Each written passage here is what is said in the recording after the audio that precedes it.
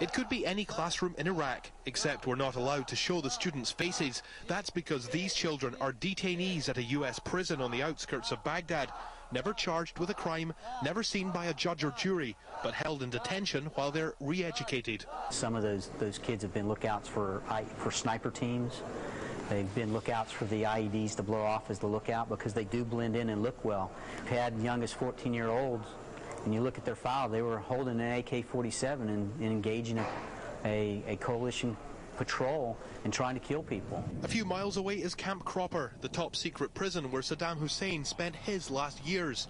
There's hundreds of Sunni and Shiite prisoners here, but again, none of them has been convicted of a crime. They're simply suspected of being an imminent danger to US forces.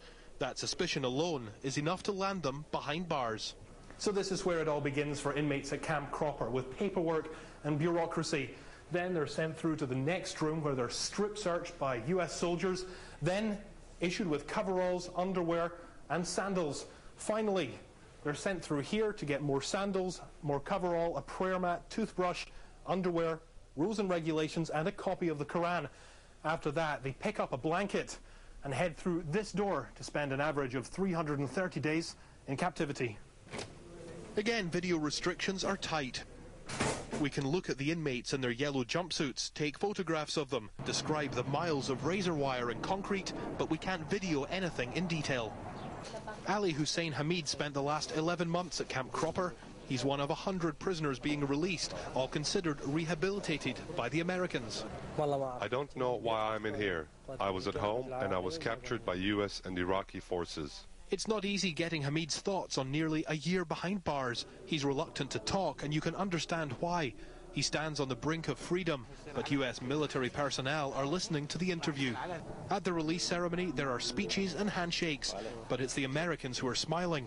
The former inmates' body language appears to tell the story of their unease at all the attention.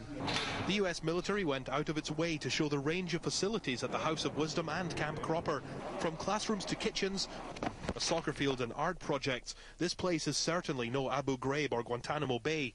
UN Security Council resolutions give America the legal authority to detain Iraqi citizens without charge, trial or sentence. That mandate runs out at the end of the year, and it's not yet clear whether these sort of prison facilities will be allowed to exist after that. At Camp Cropper near Baghdad, David McDougall, Fox News.